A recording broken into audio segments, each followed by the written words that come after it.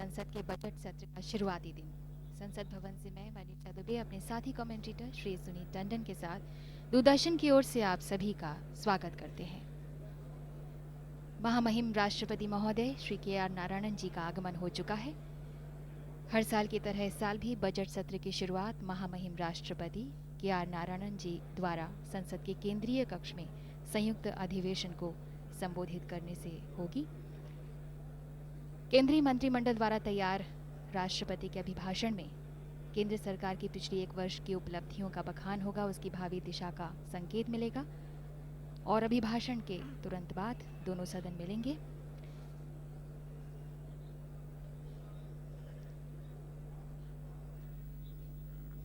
Good morning, viewers, and welcome to this live telecast brought to you by Doordarshan of the President's address to a joint sitting of the two houses of Parliament in the Central Hall here in New Delhi to mark the commencement of the budget. The President has arrived and is being taken in procession to the all members of Parliament gathered together. President माननीय सभासदों, महामहिम राष्ट्रपति जी, Secretary Generals of the two houses of Parliament, amongst other dignitaries. And now, the trumpet call marking the arrival of the President in the Central Hall. All the members on their feet.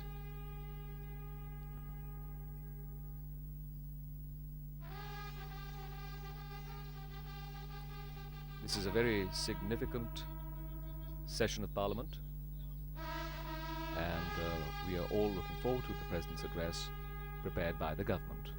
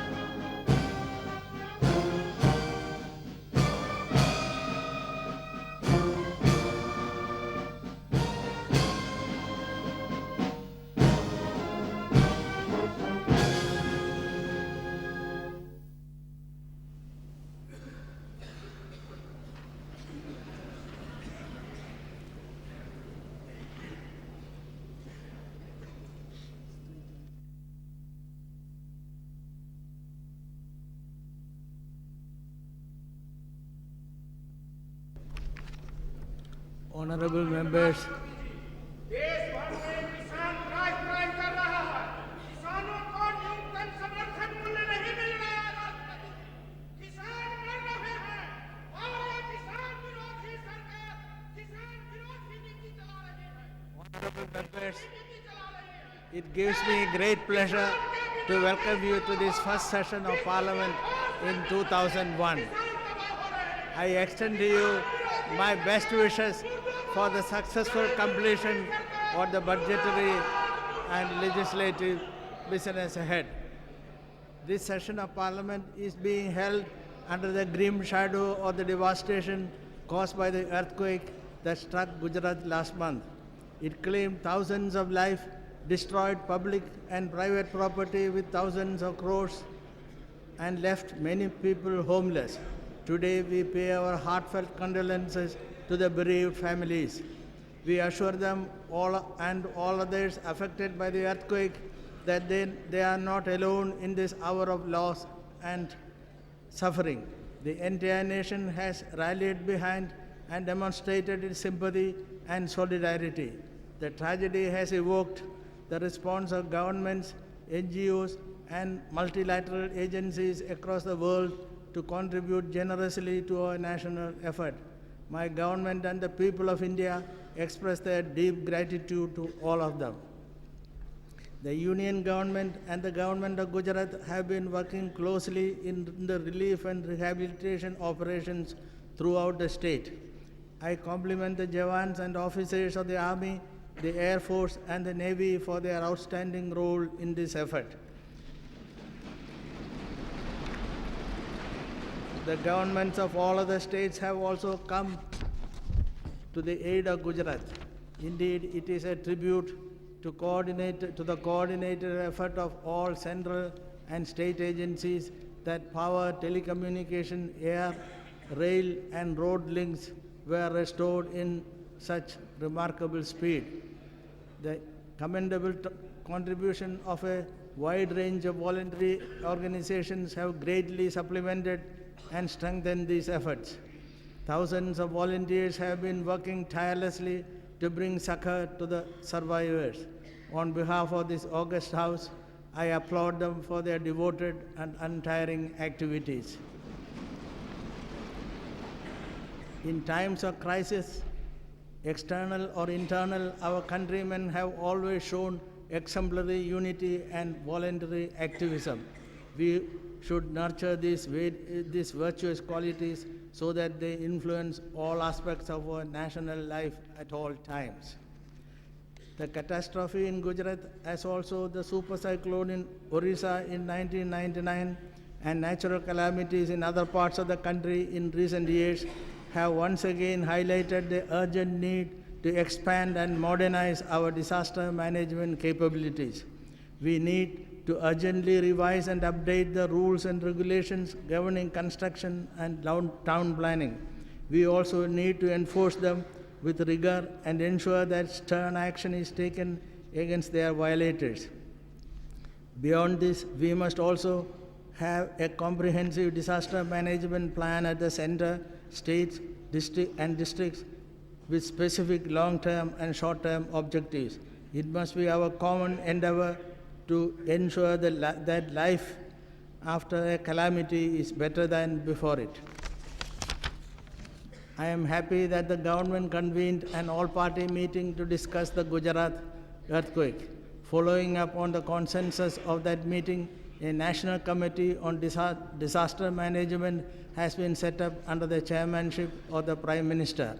It comprises inter alia representatives of national and state parties. It will suggest short, medium, and long-term steps for relief, rehabilitation, and reconstruction activities in Gujarat.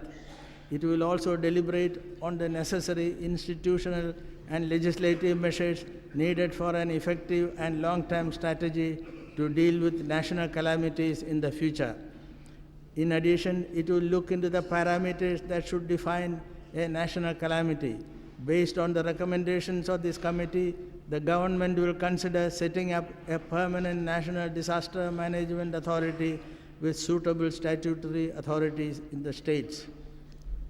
Throughout India's history, pilgrimages have played a unique role in tying our people together with the bonds of religious piety and national unity. The Mahakumbh at Allahabad, which witnessed one of the largest gatherings of humanity, is in a spectacular act of faith, demonstrated this yet again. I compliment the Uttar Pradesh government, the railways, and all other governmental and non-governmental agencies for their coordinated efforts at smoothly managing this mega congregation which has impressed the whole world. This year marks the conclusion of the Golden Jubilee celebrations of our Republic. As years go by, both August 15, 1947 and January 26, 1950 will recede more and more into history. They may seem distant, especially to the youth of India, who constitute nearly 37% of our population. However, time cannot weaken the import of these two defining dates in our country's long history. The sacred flame of freedom and democracy will continue to illuminate India's journey in the new century and the millennium. This Parliament, the highest elected body of the world's largest democracy, should resolve to contribute its utmost to the furtherance of the republican values enshrined in our Constitution. While all of us are proud of India's achievements since independence, we are equally aware of the enormous challenges that still confront us. The cautionary words of Dr. Babasaheb Ambedkar should guide us in our march forward. While presenting the draft of the Constitution, he had said with great fervency, I quote, "On January 26, 1950, we are going to enter into a life of contradictions. In politics, we will have equality, and in social and economic life, we will have inequality. We must remove this contradiction at the earliest." Unfortunately, the contradiction that Dr. Ambedkar and many other stalwarts of the freedom movement had warned us about continues to mar our national life even today. Therefore, all of us should hold our freedom and democracy to be incomplete until we erase this contradiction and make our great nation a land of justice and equal opportunity for its billion-plus citizens. One of the major gains of democracy in India is the ever-growing active participation of women in the political process, not only as voters but also as elected representatives and bearers of executive responsibility. At the same time, this positive experience has made both women and men acutely aware of the underrepresentation of our sisters in Parliament and state legislatures. The Constitution 85th Amendment Bill 1999, which was a response to this all-round support for women's political empowerment, has already been introduced in Parliament. It is unfortunate that this bill has not yet been enacted. I urge all political parties to arrive at a consensus and pass this bill during this session. This should be a fitting tribute by India's Parliament to the Year of Women's Empowerment, which we are observing this year. Last fortnight, India launched its biggest ever census operation. Our population has now crossed 1 billion. Last year, we adopted a comprehensive national population policy. This policy has three principal objectives: to reduce the rate of growth, stabilize the absolute size, and provide welfare and environmental opportunities for the entire population, especially women.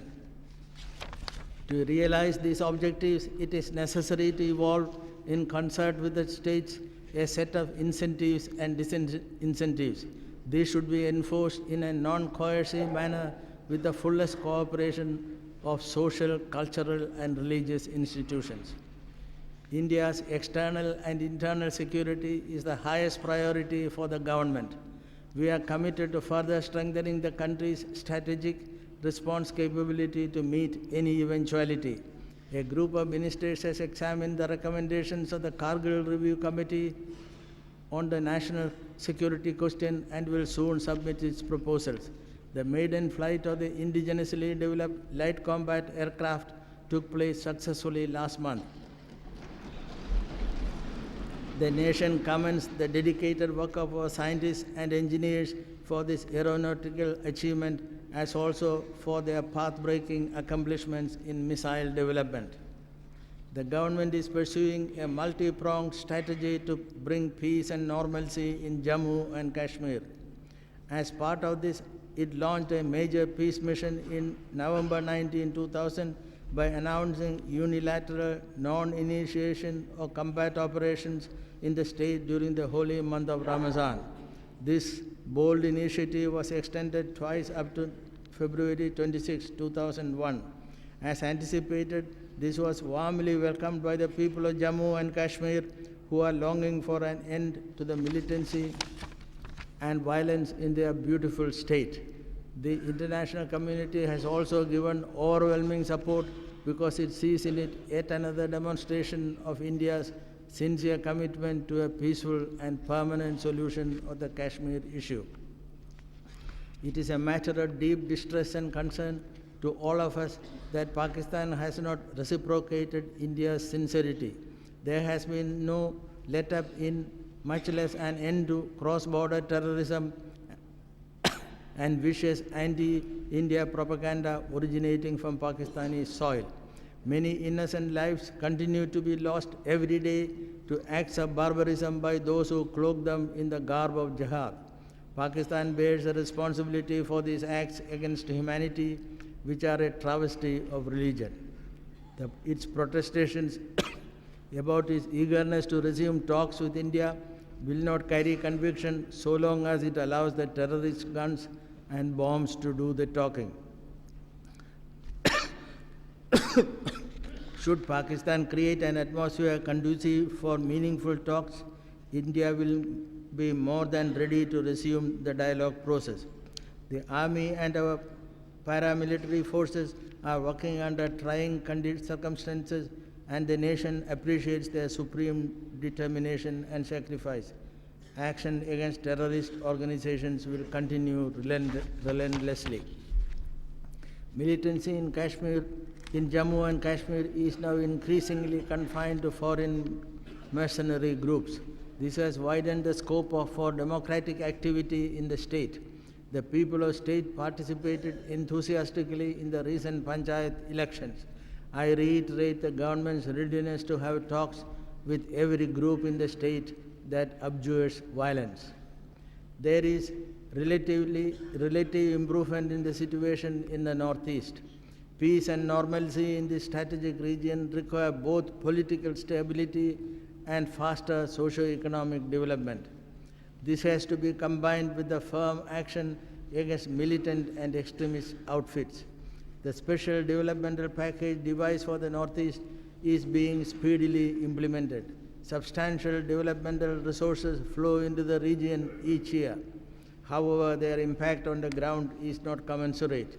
I urge the state governments to ensure that there is no mismanagement or leakage of public funds.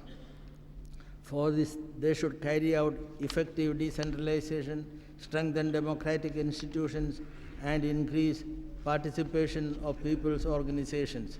They must also protect the minorities in their respective states. The government is uncompromising in its secularism. The levels of communal and caste violence have continued to decline.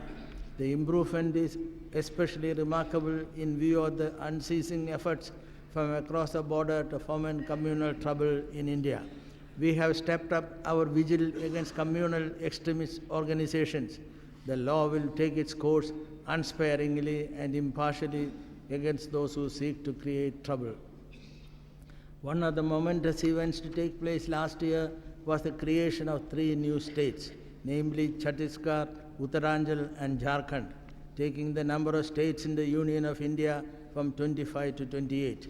The creation of these new states has met the long-standing aspirations of their people. It will also hasten their socio-economic development. I join all of you in extending warm felicitations to these new states. Center-state relations continue to be harmonious.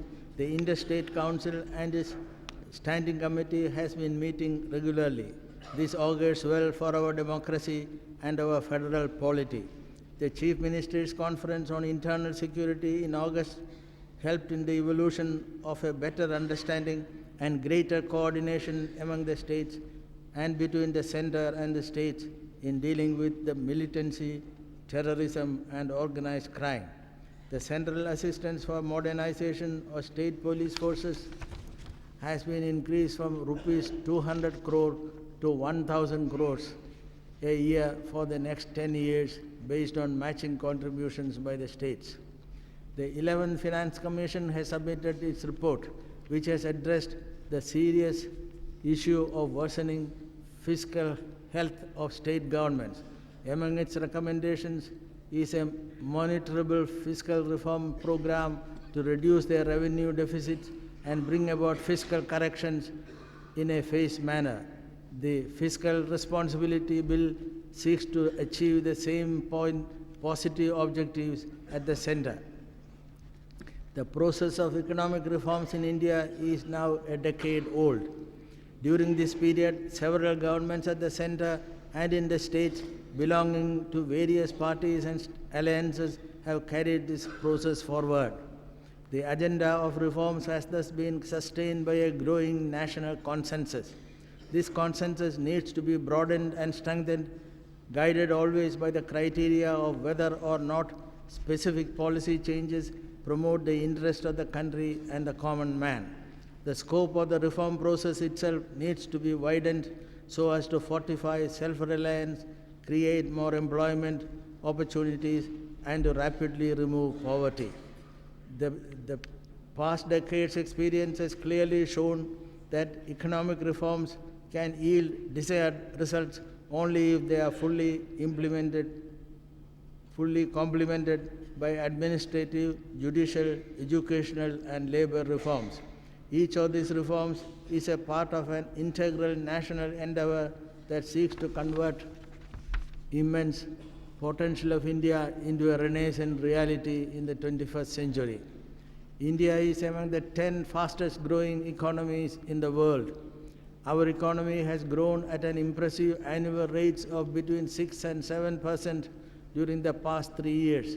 This despite formidable challenges on the external front as well as droughts, floods, and other natural calamities in the several parts of the country. However, we need to set an ambitious target of 9% annual growth for the next 10 years to double our per capita income and halve poverty. Today's problems can be turned into opportunities for a big surge forward if the center and state governments, all political parties, and the people adopt faster and more balanced development as a common mantra of the decade. Agriculture continues to provide livelihood for most of our people. Our hard-working Kisans deserve applause for the record food grains harvest of 209 million tons last year.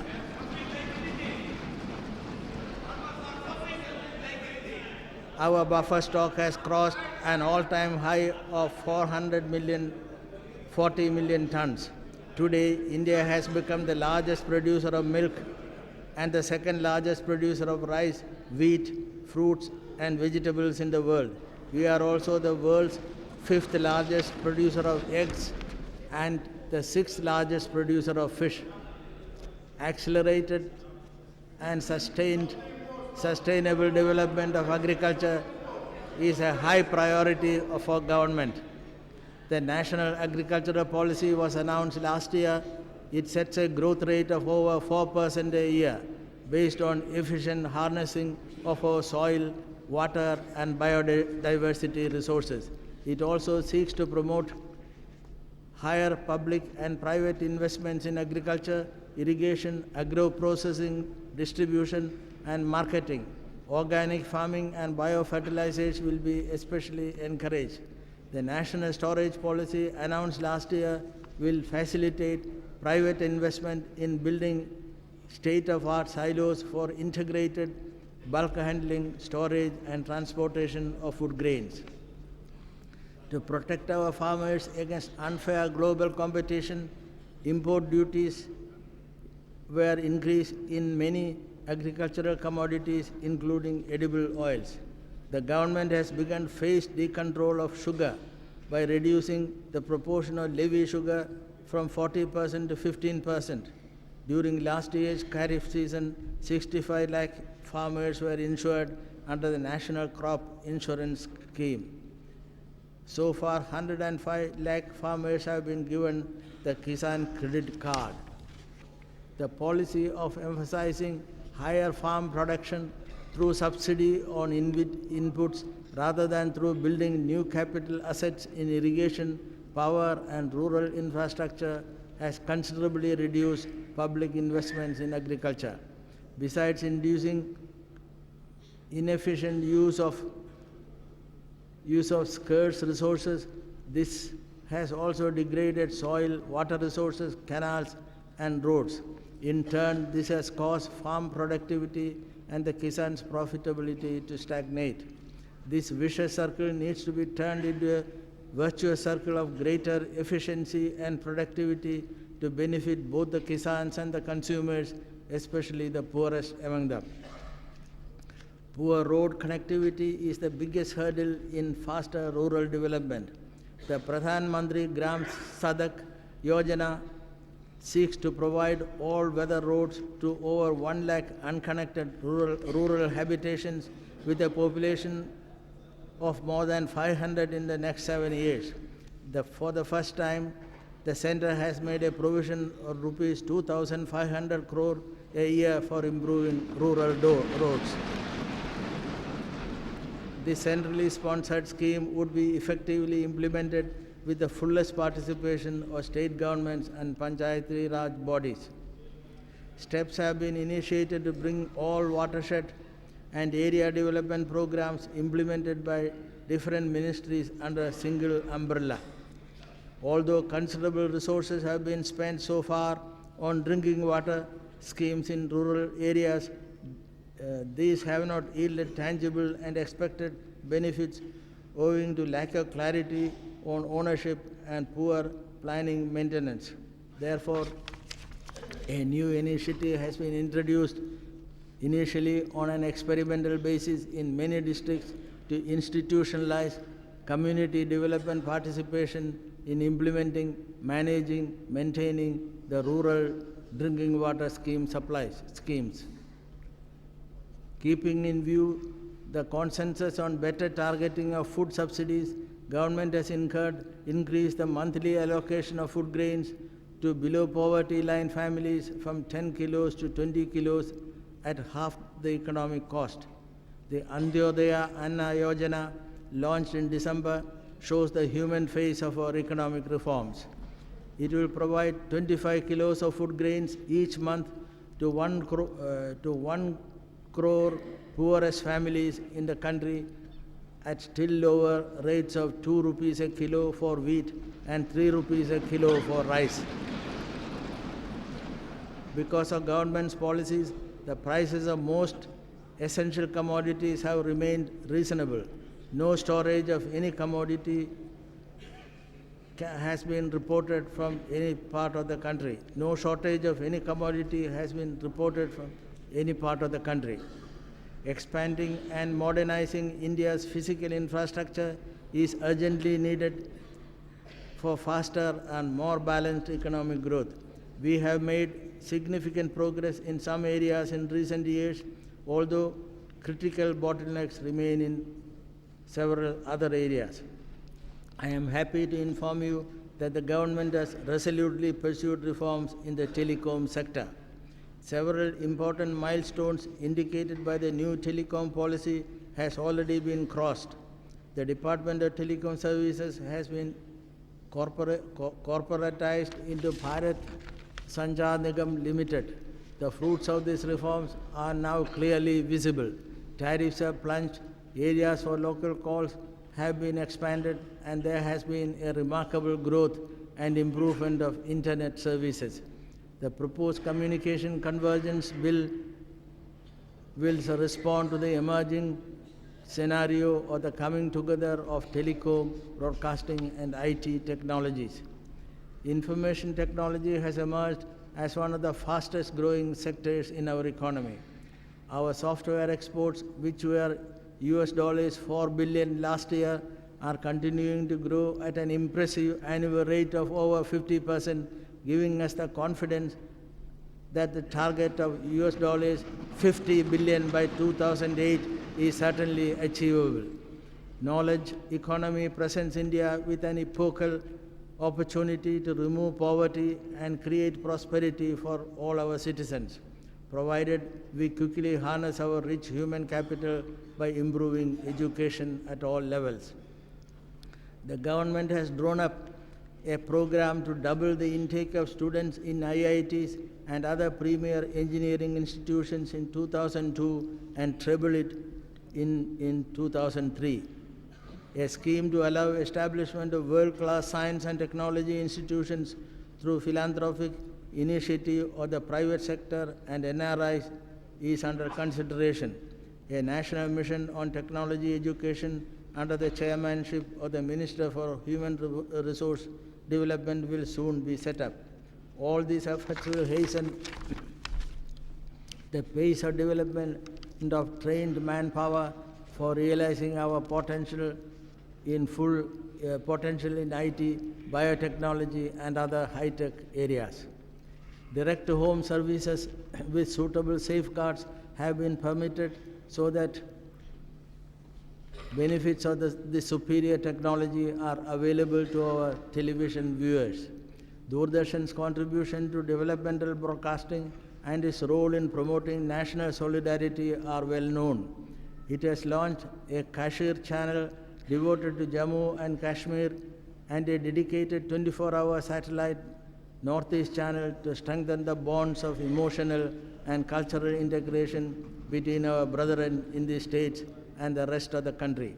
Private FM radio services will soon be available in several cities. One channel in each of these cities have been exclusively assigned to promote distance education. Integral development of the transportation infrastructure with a well-coordinated multi-modal approach is a vital need of our economy.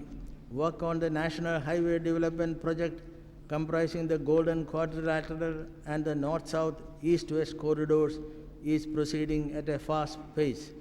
Considerable non-budgetary resources, including multilateral funding, are being mobilized for this ambitious project, which is estimated at rupees 54,000 crores. A number of policy changes have been effected by the center and the states to attract private and captive user sector investment for augmenting the capacities of our ports. A new major port at Ennore was dedicated to the nation early this month. Being the first corporate port in India, it will be a trendsetter for future port development in the country. Although Indian railways are a lifeline of the nation, they have suffered from long years of neglect. Their finances are in a critical state, rendering them unable to implement many long-pending development projects. They are also starved of resources to fund the much-needed program to improve rail safety, which is estimated to need rupees 15,000 crores. There is a great untapped potential for the railways to raise internal resources through non-traditional means. They have recently started many innovative initiatives with the private sector and the state governments to implement new lines, gauge conversion, and doubling projects. An expert committee on railways has just completed a comprehensive study of the operations, organization, finances, investment, tariffs, and other policy issues. The government will review the recommendations of this committee and initiate necessary action expeditiously. The public sector has played a vital role in the development of our economy. However, the nature of this role cannot remain frozen to what it was conceived 50 years ago, a time when the technological landscape and the national and international economic environment were so very different. The private sector in India has come of age, contributing substantially to our nation-building process. Therefore, both the public sector and the private sector need to be viewed as mutually complementary parts of the national sector. The private sector must assume greater public responsibilities, just as the public sector needs to focus more on achieving results in a highly competitive market. While some public enterprises are making profits, quite a few have accumulated huge losses. With public finances under intense pressure, governments are just not able to sustain them much longer. Accordingly, the center as well as state governments are compelled to embark on a program of disinvestment. The government's approach to PSUs has a threefold objective. revival of potentially viable enterprises, closing down of those PSUs that cannot be revived, and bringing down government equity in non-strategic PSUs in 26% or lower. Interests of workers will be fully protected through attractive VRS and other measures. This program has already achieved some initial successes. The government has decided to disinvest a substantial part of its equity to enterprises such as Indian Airlines, Air India, ITDC, IPCL, VSNL, CMC, BALCO, Hindustan Zinc, Maruti Udyog. Where necessary, strategic partners should be selected through transparent process. Reforms in the power sector are crucial for achieving the ambitious growth targets of the economy. To remove chronic shortages in most parts of the country and to make power affordable to all, we have set a target of installing an additional capacity of 1 lakh megawatts by 2012, along with associated transmission and distribution systems. This will require an investment of around rupees 800,000 crore. The electricity regulatory commissions, both at the center and in the states, will have to play a pivotal role in rationalization of tariffs, restoration of the financial health of SCBs, and creation of confidence in private investors. I urge the state governments, all the political parties, as well as employees of power utilities and consumers to support the reforms in the power sector. The transition may be difficult initially, but will ultimately be rewarding for all. 3 nuclear power reactors were connected to the national grid during this year. Nuclear Power Corporation of India created a world record with only 14 days between criticality and synchronization of the 4th unit of the Rajasthan Atomic Power Station. The world is now looking at renewable energy as a viable and clean option to bridge the energy gap and to contain the problem of environmental degradation.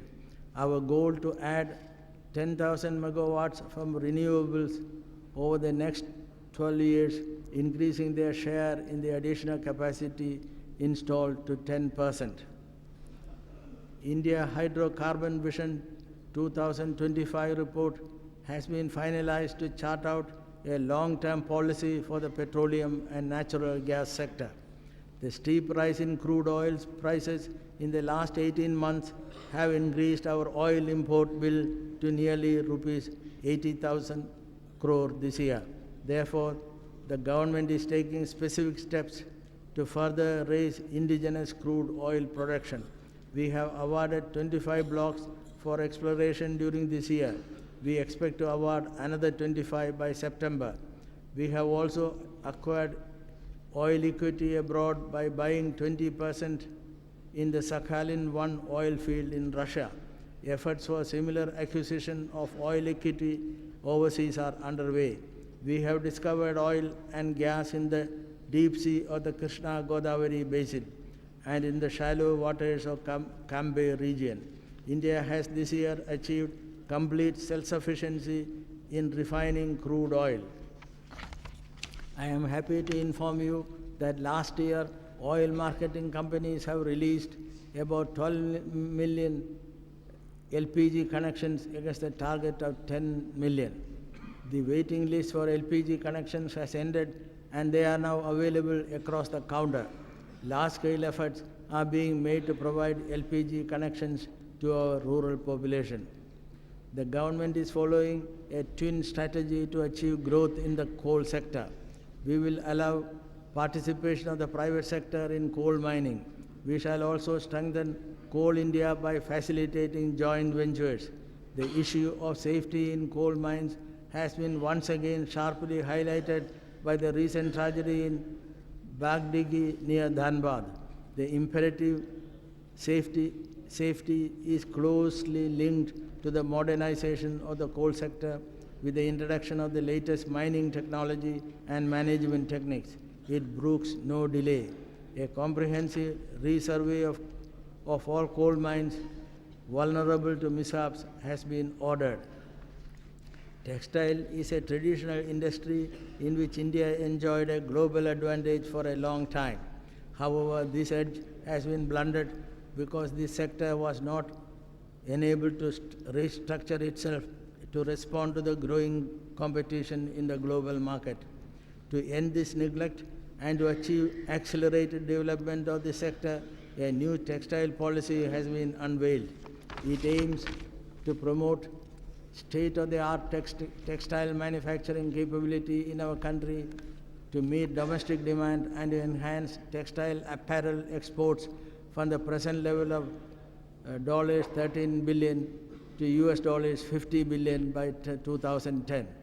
In addition to the Textile Upgradation Fund scheme and the Technology Mission on Cotton, separate schemes like the Deen Dayal Hathkarga Protsahan Yojana has also been launched to cater to the needs of weavers, farmers and artisans. India enjoys a significant competitive advantage in chemicals and pharmaceuticals. To encourage R&D investment in this sector, it is proposed to raise the FDI limit through the automatic route from present 74% to 100%. A new drug policy is being finalized to enable India's pharmaceutical industry to become a world leader. India has a huge untapped potential in tourism, which is the fastest growing industry in the world. The government has strengthened, in coordination with the states, its efforts to improve the infrastructure and market both traditional and non-traditional destinations to domestic and international tourists. After years of sluggish growth, our exports have been rising rapidly. They grew by 20.4% in dollar terms between April and December against a target of 18% for the entire year. Foreign currency assets on February 2nd stood at a comfortable level of $38.5 billion. Our liberalization of the trade policy continues to focus on procedural simplification to improve competitiveness of the Indian economy, while removing most quantitative restrictions in April as per our WTO commitment. We will see the transition will not be painful to the Indian agriculture and industry, especially to the small-scale sector. The existing export promotion zones at Mumbai, Kandla, Surat and Kochi have been converted into special economic zones. New such zones will also be set up at 9 other places. The small-scale sector contributes more than 38% of the industrial production and 35% of direct exports. We have put in place a comprehensive policy package for the small-scale and tiny sector. A scheme to restructure and modernize the Khadi and Village Industries Commission is also on the anvil. A common brand name known as Sarvodaya has been launched to effectively promote KVIC products in the domestic and international markets. In view of the daunting challenges that India faces in a highly competitive global market, there is growing recognition that amendments to some of our labor laws cannot be delayed anymore. These amendments are indeed pro-labor because they will facilitate greater employment opportunities in both organized and unorganized sectors. They will do so by removing the hurdles to faster economic development by giving businesses the opportunity to make investments both in new units as well as to expanding existing ones. For example, India can command a significant competitive advantage in the international market in the labor-intensive industries like garments, light engineering, toys, handicrafts, leather, and IT-enabled services. The government will encourage large-scale investment of such industries and create necessary infrastructure for their rapid growth.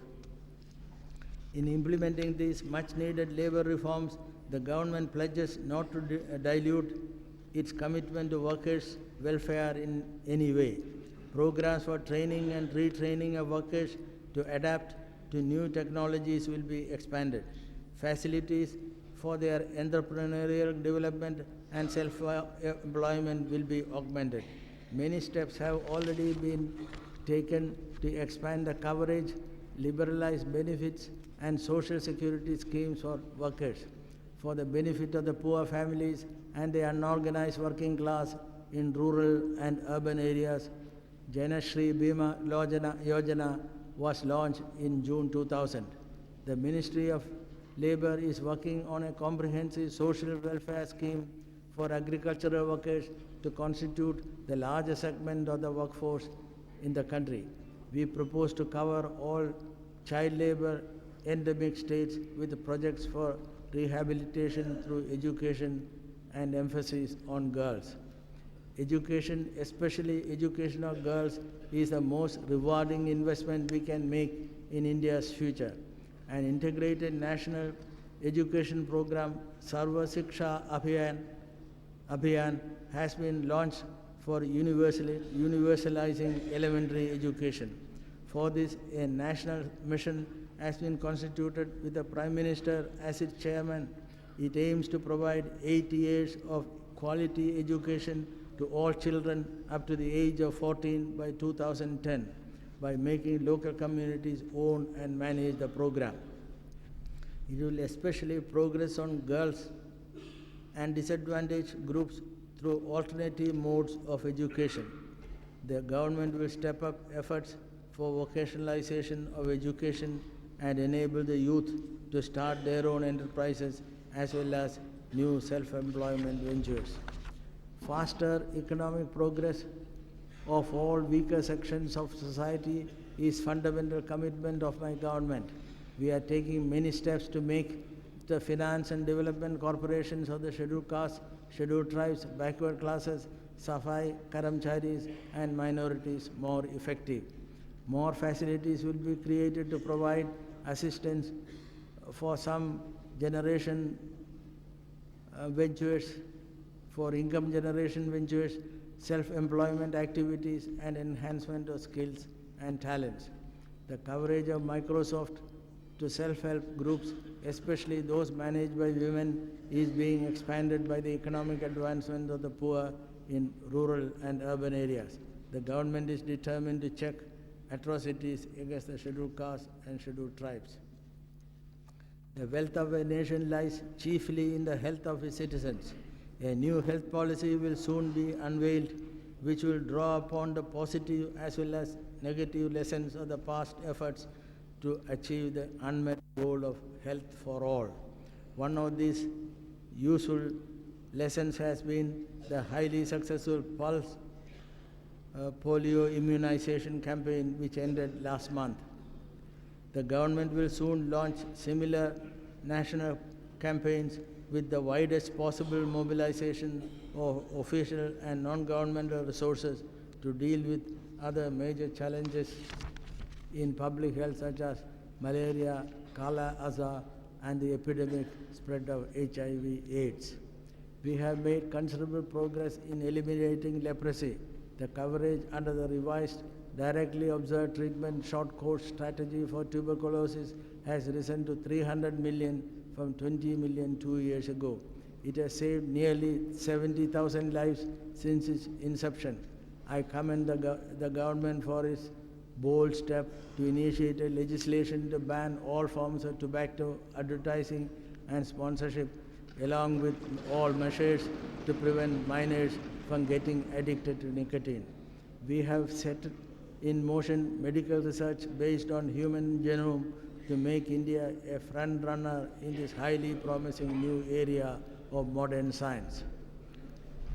Ayurveda, homeopathy, Siddha, Unani, yoga and naturopathy offer a wide range of preventive, promotive and creative treatment that are both cost-effective and efficacious. We are working to end the long neglect of these holistic systems in our national healthcare strategy. A national medicinal plant board has been set up to promote cultivation, processing, production and standardization of herbal products both for domestic and export markets.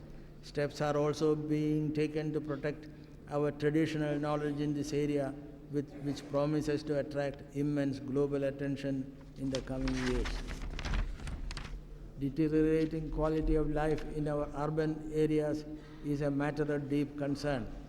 We need to promote environmentally sustainable, economically efficient, socially equitable, culturally vibrant, and regionally balanced urban development.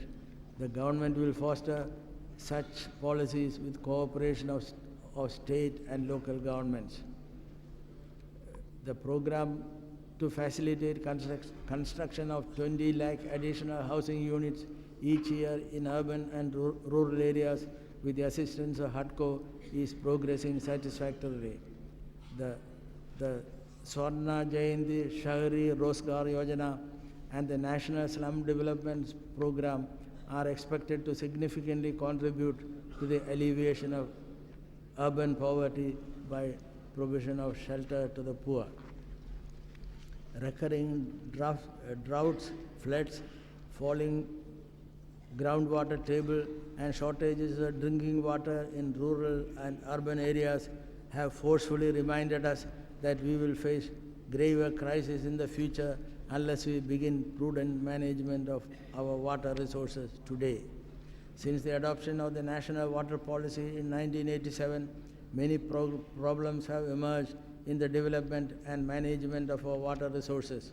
Therefore, a revised draft water policy was framed, which was discussed in the 4th meeting of the National Water Resources Council in July last year. To sort out the differences that emerge, a working group of ministers has been constituted. The government will soon launch a national campaign for water conservation with the active participation of various user groups. I am happy to inform you that the Forest Survey of India report 1999 has indicated that our forest cover increased by 3,890 square kilometers since the previous assessment in 1997. India continues to make rapid strides in space science. The first test of an indigenously developed cryogenic engine last year was an important milestone in the development of a geostationary satellite launch capability. Our latest satellite, INSAT-3B, will be the Swarna Jayanti Vidya Vikas Antariksh Upagraha Yojana, aimed at providing developmental education in rural areas. 2 Jai Vigyan National Service and Technology missions were launched, one on conservation of agro-biodiversity and the other on household food and nutrition security. The Department of Justice is in the process of reviewing various procedural substantive laws to reduce delays in litigation. 2 specific schemes have been initiated for this purpose. The first involves setting up 1,734 fast-track courts for expediting the disposal of long-pending cases. The second is a pilot project for computerization and networking of courts in 4 metros. This will serve as a model for district and subordinate courts. The government is taking significant steps to reinvigorate the creative spirit of India's culture by building bridges between the present and the past. We have launched an innovative educative initiative to facilitate the equal partnership of the public and private institutions to manage our rich and diverse cultural heritage through the National Culture Fund. We have also stepped up our efforts to promote cultural and sporting ties with other countries. India will host the first ever Afro-Asian Games in November. India's foreign policy, resting on a strong foundation of continuity and national consensus, has responded creatively to the changing global scenario. The international community is beginning to recognize that a resurgent India, peace-loving, prosperous and strong, is a reliable factor for peace, stability and balance in Asia and in the world. The principal thrust of our foreign policy is to promote an external network of peaceful and friendly relations, which would enable us to focus on our internal task of nation building. Central to this objective is our consistent pursuit of friendly relations with our neighbors. Indeed, our ties with all of them, barring Pakistan, have continued to grow both in substance and in scope. India and Nepal share an intimate relationship characterized by wide-ranging interaction in all spheres. Prime Minister G.P. Koirala visited India last year when our countries comprehensively reviewed our bilateral relations to further strengthen them. This process will continue in the future despite efforts by vested interests in recent times to hinder it. We have a strong interest in the progress of Bhutan and Maldives, and our relations of mutual respect and trust enhance this objective. India hopes that peace will soon return to the troubled land of Afghanistan so that its people could shape their own destiny free from external interference and religious extremism. Improvement of infrastructural links has also been a focus of bilateral cooperation with our neighbors. A third broad gauge rail link with Bangladesh has been restored, further promoting our close cooperation and people-to-people relations. The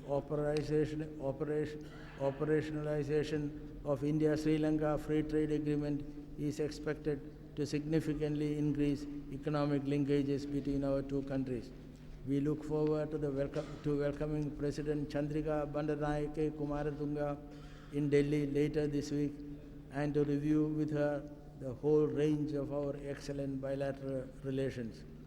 The new road link with Myanmar, built with Indian assistance, would ease travel and facilitate trade between our two countries. My visit to China last year and the recent visit of Mr. Li Peng, Chairman of the Standing Committee of the National People's Congress, have further developed our bilateral relations. We are committed to friendly and good neighborly ties with China based on Panchsheel and mutual sensitivity to each other's concerns. India's Look East policy saw the Prime Minister make successful visits to Vietnam and Indonesia last month. I paid a state visit to Singapore in November 2000. India's historical links with Indochina and Southeast Asia are deep and strong. There is immense scope for increasing economic and people-to-people relations with the countries of this region, which forms an extended neighborhood. In this endeavor, the establishment of the Mekong-Ganga Cooperation Initiative is an important milestone. During the landmark visit of Japan's Prime Minister, Mr. Yoshiro Mori, in August last year, we agreed to build a global partnership in the 21st century. We are looking forward to the visit of the President of the Republic of Korea, Mr. Kim Dae-jung, to India later this year. We share deep-rooted historical bonds with Central Asian countries and attach great importance to further developing our relations with them. Our civilizational contacts with West Asia and the Gulf go back to several millennia, and we value our relations with all countries of this region. We have expressed our deep concern at the stalemate in the Middle East peace process, the excessive use of force and the recent violence. We believe that all states in the region, including Palestine and Israel, have a right to exist within secure and internationally recognized boundaries. Our time-tested friendship with Russia attained a high point during October visit of President Vladimir Putin, when we signed a declaration on strategic partnership charting out a detailed roadmap for stronger Indo-Russian ties in the new century. The steadily growing strength of India's interaction with the United States of America forms an important new dimension of our external relations. President Clinton's visit to India and the Prime Minister's visit to US last year laid a firm foundation for this new phase of our relationship. I compliment Indian IT professionals in Silicon Valley and indeed the entire Indo-American community for their shining successes. They have changed the American perception, in fact, the world perception of India. We continue to engage with the administration of President George W. Bush to foster a stronger and mutually beneficial bilateral relationship. The first ever Indo-European summit in Lisbon during the Prime Minister's visit to Portugal in June last year marked a qualitative higher level in India's strategic partnership with the European Union. It formulated an agenda to intensify our economic and commercial exchanges. We are confident that our warm relations with the UK, France, Germany, Italy, and other European countries will continue to acquire new dimensions. India is further consolidating her historical links with the countries of the Eastern and Central Europe. High-level exchanges are planned with many of them. Our relations with the African countries are marked by warm friendship and a shared concern for the interests of the developing world. The Indian Ocean Rim offers great potential for closer cooperation with Southern and Eastern Europe. The recent visit to India of Prime Minister Sir Anirudh Jagannath underscored our intimate relationship with Mauritius. I am looking forward to visiting Mauritius on the occasion of their National Day celebrations. The President of Algeria, Mr. Abdelaziz Bouteflika, was the chief guest at this year's Republic Day parade. The visit of the President of Nigeria, Mr. Olusegun Obasanjo, has further consolidated our ties with this important African country.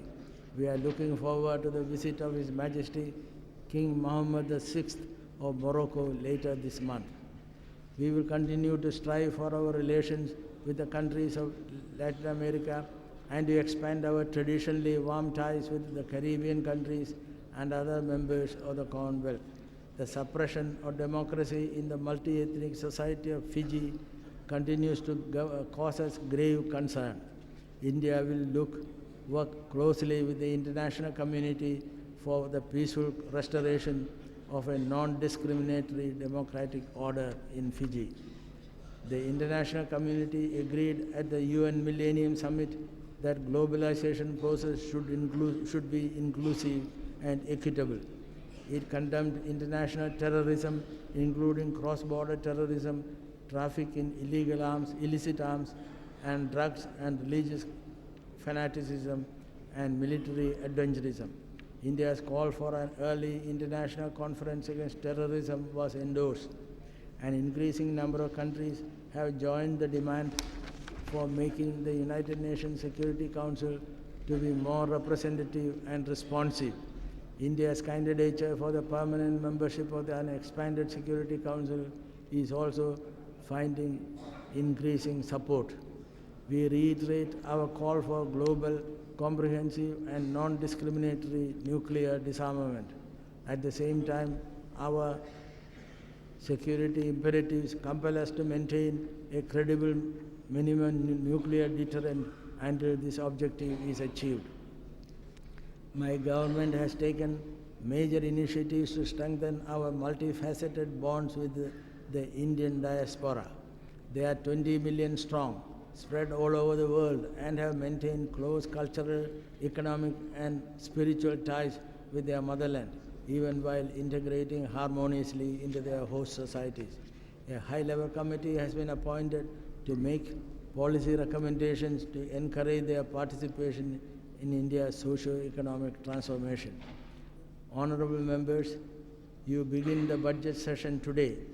Apart from the financial business relating to the railway and general budgets, there is a heavy legislative agenda awaiting completion in this session. 2 ordinances also need to be replaced with bills.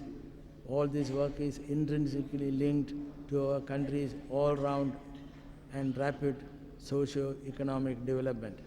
The people who have elected you have a high expectation that the precious time of Parliament is best used for the completion of the scheduled businesses. I wish you success in your endeavors. Jai Hind.